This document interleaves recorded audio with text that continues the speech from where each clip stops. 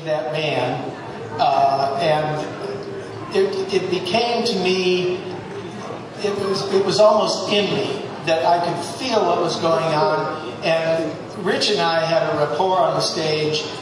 Basically, after we played 10 million jobs, I got so I could follow his lead with my left hand. And so that's how that evolved. Just by, kind of being on the same track at the same time.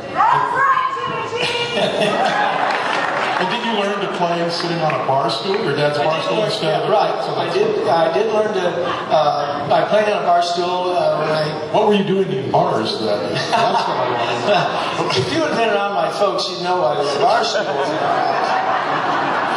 Right, Robbie?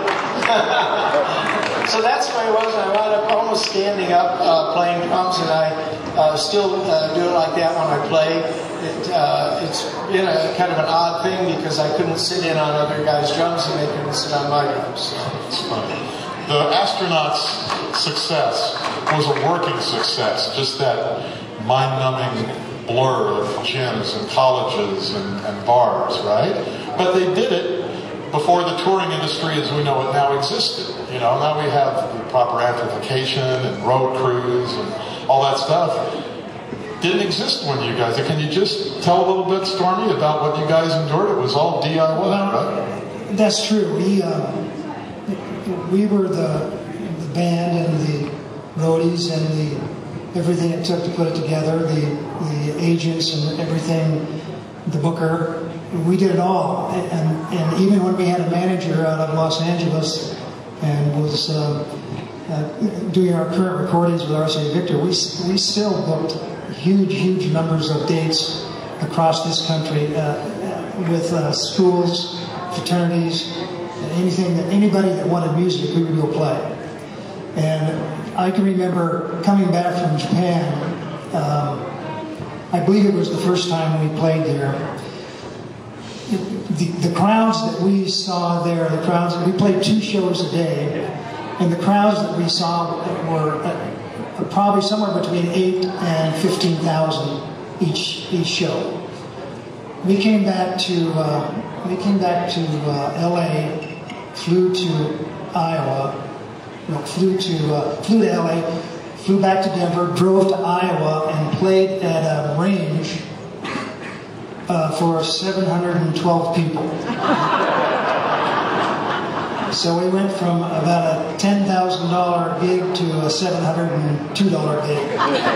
And we didn't care. It didn't matter to us. As long as we could get together and as long as we could play, that's all that really counted. And we did have some world-class entertainers and some world-class musicians. Rich Fifield was one.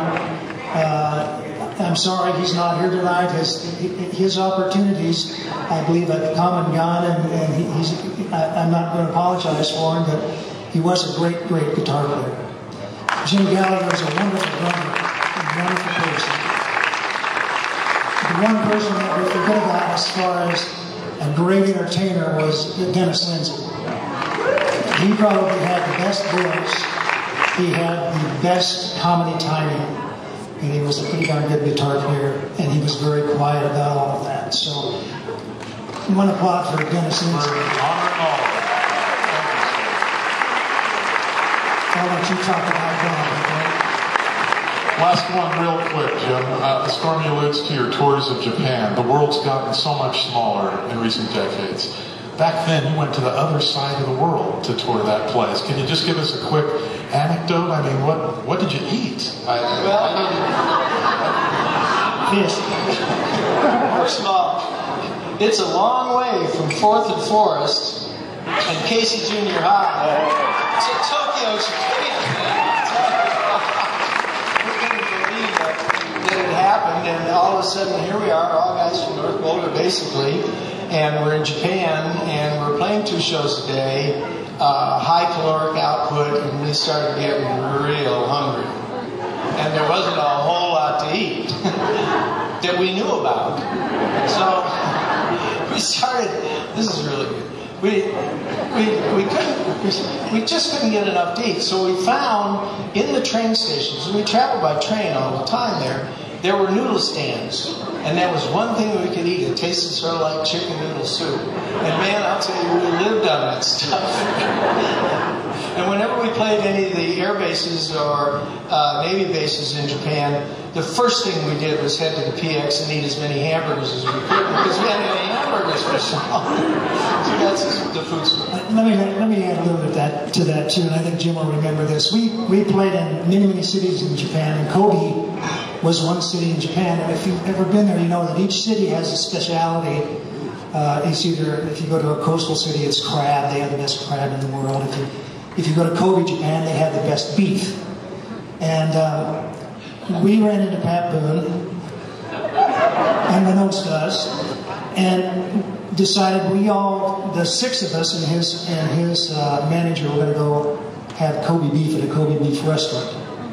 Well, we were, Jim said, you got 20-year-old guys and they're starving to death, and we were really hungry, and we'd been there like 4 weeks, and we were tired of fish and soda crackers and all that kind of stuff. So we started ordering Kobe beef. Well, they cook this up on a big grill, and they chop it up and fit it in your plate. And this guy came out with one steak after the other. More, bring more. We ate every Kobe steak that was in that beef house that night. USA.